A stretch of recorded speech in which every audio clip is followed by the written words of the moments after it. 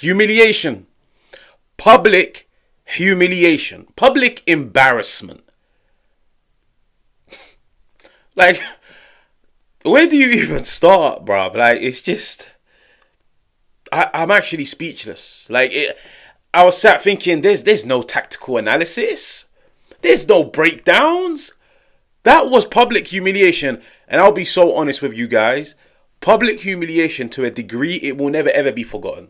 This isn't losing 1-0 in a final but being outplayed. Losing 2-0 in a final but a dodgy VAR decision. No. This is public, worldwide humiliation. And I'll be so honest with you guys. Some might look at it and say public, worldwide humiliation on Inter's behalf. That's true. And I actually don't know how you're going to get these players up after a performance like that. This is public, worldwide humiliation for Serie A, bro. This is the best team in the Serie A. They got to a final and they lost 5-0. 5-0, not 1, not 2, not 3, not 4, not 5. And nobody can tell me that game shouldn't have ended 10-0. No, nobody. I think even Inter fans, whether you were watching it at home, whether you were in the ground, the opportunities these PSG players were missing. Like, it's a final. It got to a point where they were playing Joga Bonito in a final. It got to a point where they didn't want to score anymore. They wanted to make a mockery of these Inter players. They wanted to humiliate them. Rather than shooting, they wanted to go for the nutmeg. They wanted to go for the flick over the head. I actually can't believe it. Like, I've documented Inter this entire season. The good, the bad, the mediocre. And I've seen bad. I thought bad was losing to Roma. Dropping points to Parma. Dropping points to Lazio. I thought that was bad. This is another level. Like, I don't know what it is. I'll be so honest with you guys.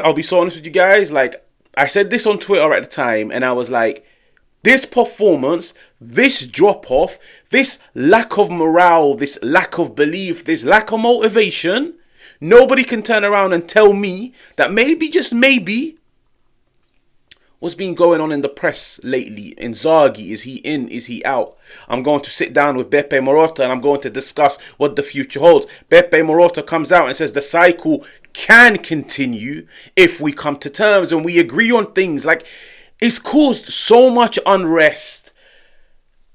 I don't know. Like, I'm trying to find the reason behind Inter losing 5-0. Like, I feel like people forgot. In the group stages, this is the team that conceded the least amount of goals. A team that concedes the least amount of goals in the group stages, what does it tell you? It tells you they are defensively solid.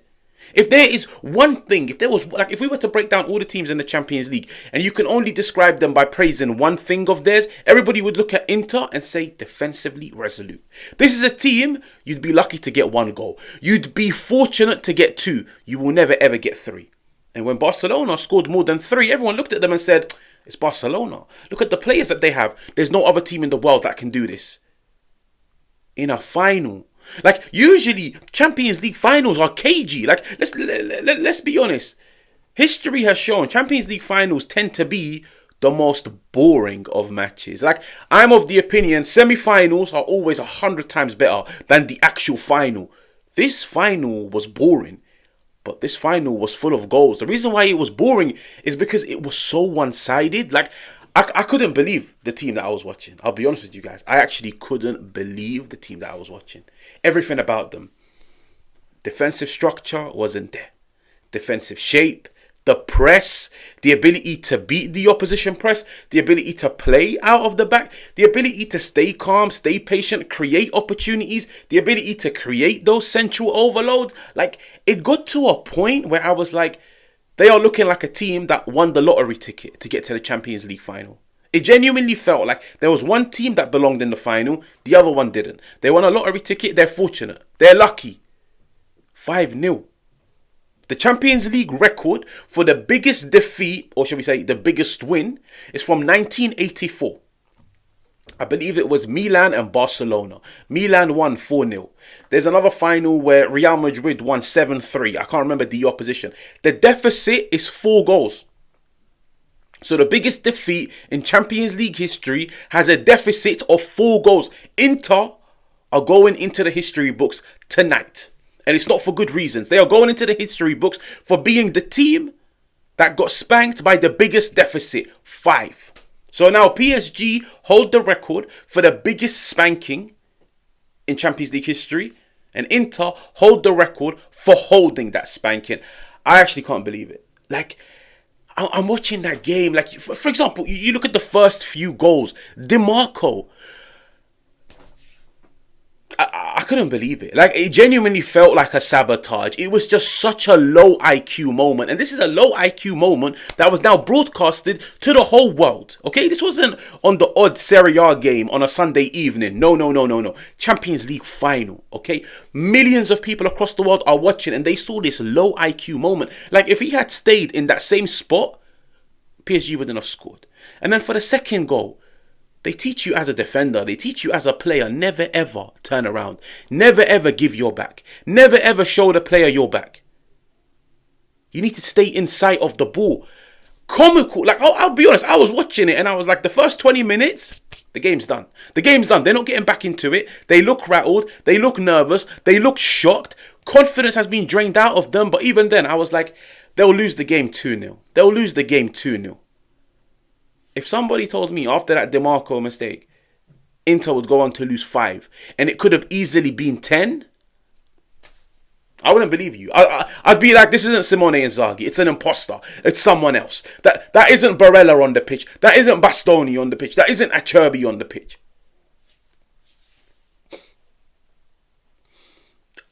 I swear, I'll be so honest with you guys. Like, we always say, time heals things. I don't think any Inter fan will ever forget this. This is one of those things time can never heal. Money can never heal. Future success can never ever heal. You can get into the Champions League final next year and come up against PSG and beat them 6-0, and I can guarantee you it would not heal the damage of losing 5-0 in a Champions League final, going into it like Inter. Let's be honest. Inter threw away the Coppa Italia for the Champions League. Inter, you could make a case, threw away the Serie A for the Champions League. They put all their eggs in one basket. And that basket delivered a 5-0 spanking. I don't even know who you blame. Like, I'll be honest, I was watching that game and I was like, what do you blame? Like, who do you blame? Which individual? We can sit down and say DeMarco. But it was more than that.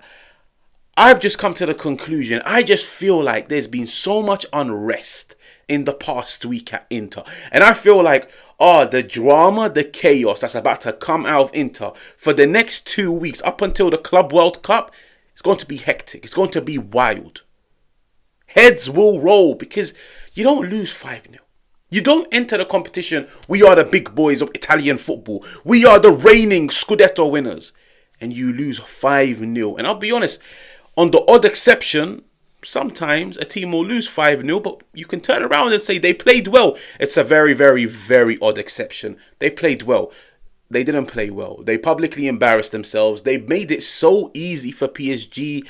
Like, I'm actually just looking forward to Inter fans' opinions in the comments. I'll be honest with you guys.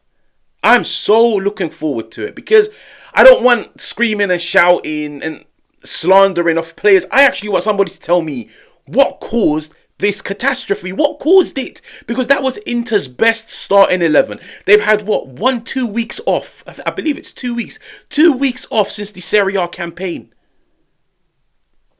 They got a good coach. In my opinion, one of the best coaches in the world. And I remember even at the time I was saying, if Inter go trophyless, would it be labelled as a poor season? Would it be labelled as a failure? I guarantee you, if this game had ended 2-2 and Inter lost on penalties, no fan would have turned around and said this is a failure of a season. Losing 5-0, it makes this entire campaign a failure.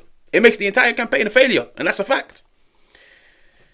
But yeah, make sure to like, make sure to subscribe, and I'll catch you guys on another one.